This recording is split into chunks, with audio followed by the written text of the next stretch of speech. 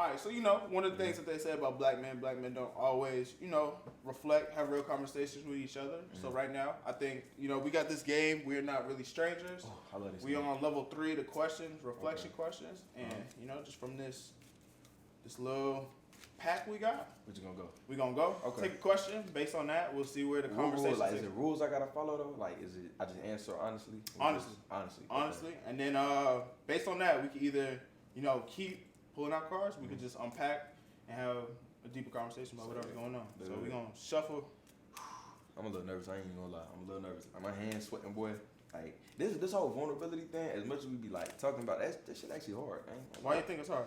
Before we even start, why do you think vulnerability is so hard? Okay. I think one of the biggest things is, people, it's really just like a person, like it's a me versus me battle. You know what I'm saying? I don't think it's so much so like, yeah, you think about what other people may think of you, but it's like some things like, is you ready to really talk about? Because, talking about it makes it more real life. Yeah. So like, let's say you got some shit that you got to work on that's, that's not so much something that you're ready to accept. Like, okay, this is the type of person I am. Mm-hmm. That's hard. You know what I'm saying? That's hard. Yeah. But, no, I agree. I think, it's just a lot of trust, you know what I'm saying? Because you're opening up and it's at your like most vulnerable, lowest self. And it's not even that you're low, but that's how it feels when it comes out. Mm-hmm. So being able to like have a conversation with somebody and really being able to like open up and let them in, to me, I think that's just it's scary.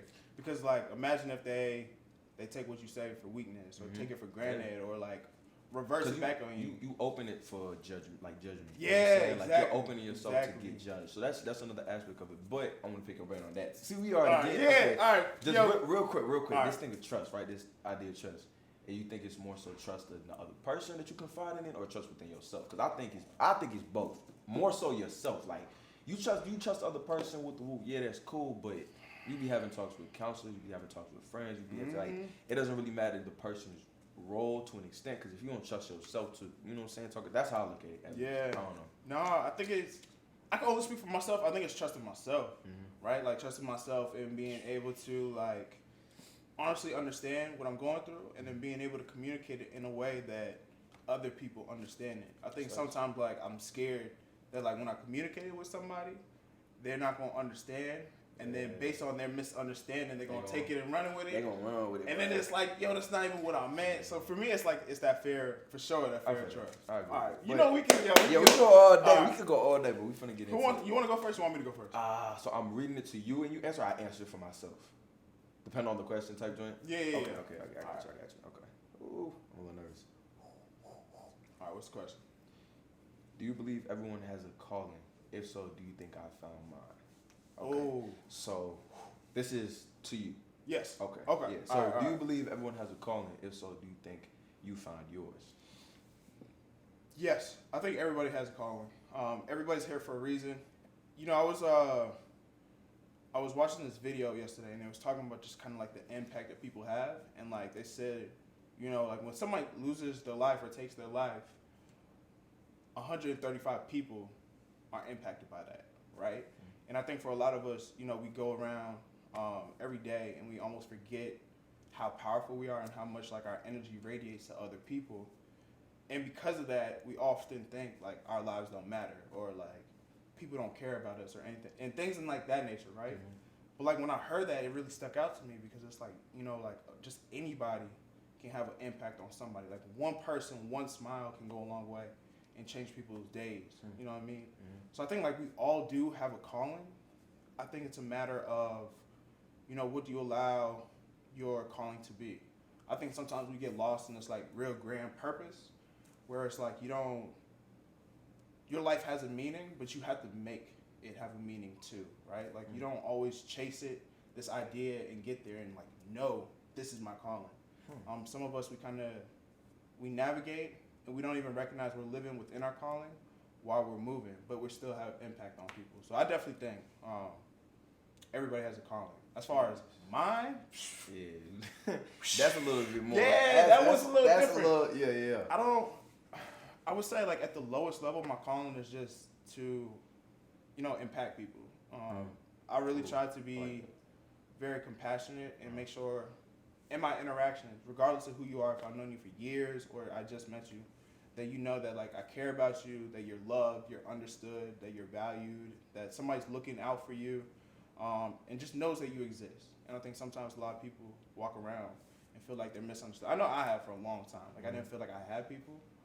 So I really try to make sure everybody feels that way.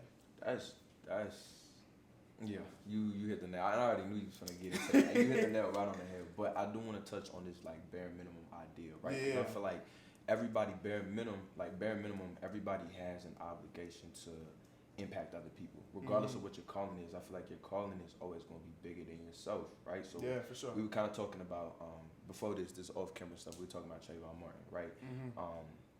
I was telling you like he's immortalized, and I feel like our callings is what immortalizes us. You know what I'm saying? It's like an impact, because if you think your calling and you think your purpose, and I like to call it my why. If you think your why is solely based on you and yourself, like it's your you way off the mark. You know what I'm saying? Yeah. You may not know exactly, you know what I'm saying, what your calling is, but I feel like on a general base, everybody's calling is impacting somebody else outside of them. You know what I'm saying? Yeah, So, absolutely. but some people, they stuck in a mindset where it's like, you know, it's their world. You know what I'm saying? It's, you know, they don't really care about how they're affecting other people. But I feel like it gets a little bit bigger than that, and that's a start. You know what I'm saying? That's a start. A lot of people be kind of overcomplicating. Well, I want to know what my calling is to a T. You know, in the experience, like it's not really gonna be your calling if you don't experience it, and that's with the highs and the lows, and you know what I'm saying. 1 second you think your calling is this, okay, maybe it's this, but I like that general, you know, that general consensus that yes, bare minimum you affecting other people. That's how I look at it. Yeah, so it's kind of like to touch on that. Do you feel as if like,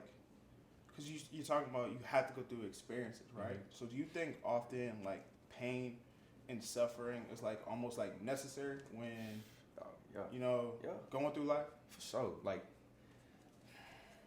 I'd say personally, pain and suffering has been some of my biggest teachers. Like joy and happiness, like these are feelings, you know what I'm saying, that are very, you know, emotions in general, they're very fleeting, right? But I feel as though pain and suffering has taught me some of the biggest lessons, you know what I'm saying? Cause yeah, for sure. Like when I'm happy, I feel like, you know, a lot of things mesh together, and you know, it's a lot of like, okay, too much stimulation, like, cause you know, the way it really is, like you're being stimulated, okay, you're being stimulated with good feelings, happiness, this and the third. It can be very numbing at one point in time, so you can't be over, you know what I'm saying, overstimulated with good feelings. So pain is that wake up call that comes and breaks that cycle. Like, oh, you good, tighten up. You know what I'm saying? You think you're good, wake up. So for me, pain has always been like, ironically, my biggest comfort, just because, you know, it's always been at a pivotal point in my life. You know what I'm saying? It's helped me come to conclusions. It's helped me figure myself out, figure other people out. You know what I'm saying? And it sucks. It sucks, dog. It ain't sweet, but it's definitely crucial. It's definitely something that you need. Do you feel like you give yourself space? Space as in space to feel pain, space to feel joy, space to feel love. Like, do you give yourself space for? I ain't even gonna lie. I'm working on it. Okay. You know what I'm saying? That's a work in progress, because I feel like a lot of times I'm my biggest critic, and I know you know what I'm saying, with the way you treat your art and what you got going on, you're your biggest critic. You know what I'm saying? So sometimes I feel like we like to think we do, but in actuality we don't. You know what I'm saying? I feel like sometimes we be the hardest person on ourselves, and I feel like I sometimes hold myself to a standard that I know nobody else is gonna really hold me to. You know what I'm saying? Because it's that self accountability. So sometimes it can be a little toxic. Like, I'll be sad, you know what I'm saying, and I'll tell myself like, nah, you gotta shake this, you know what I'm saying, you gotta get through it. It's stuff that gotta be done, you know what I'm saying. And I would say really it's just what we grew up seeing, you know what I'm saying, especially as black people. Like, I grew up seeing my dad is, what's it called, blue collar worker, is that the word? Like, I don't wanna, like, he works hard. My dad always, you know, he just, if he's going through it, he's at work, you know what I'm saying. Have you ever seen your pops cry? Yes, and it's only a few times. And anybody who knows, when you see your pops cry, it's a different type of hurt. Because it's like, damn, it's like, that's my superhero. You know what I'm saying? That's facts. my, you know what I'm saying? He's strong. You know what I'm saying? My dad's this big, bald, you know what I'm saying? Strong as I don't know what. So for me, when I see him shed tears, it's like, I know that hurt. You know what I'm saying? I know that really hurts. So him being an active worker, I see him always, you know, put in work first. And I don't blame him for that, because that's what he grew up on. That's the generation he grew up on, you know. Emotions, feelings, and stuff like that. Just put your grind, put your hustle before that. You gotta worry about that. But I realized trying to emulate his game, I started hurting myself. You know what I'm saying? Like, not giving myself that room to cry and feel those emotions. And I would say my pops has been a big advocate for me to feel my emotions. And but it's for him, it's almost like he's so indoctrinated in that he can't really change that. And I think I'm using the right word, but like he's so like stuck in it, he can't really change that for himself. But for me, he be putting me on a game to like feel my emotions. But I just go off of what I see. I'm like, well, you only cry like once in a blue moon. You know what I'm saying? I'm going to do the same, but I'm very emotional. I'm a very emotional person, dog. Yeah. So. No, I asked that because I had this conversation with this girl, and she was basically telling me how, you know, right now in her life, a lot of things are going well. And she's scared and she's terrified because she feels like when things are always going well, something bad's going to happen.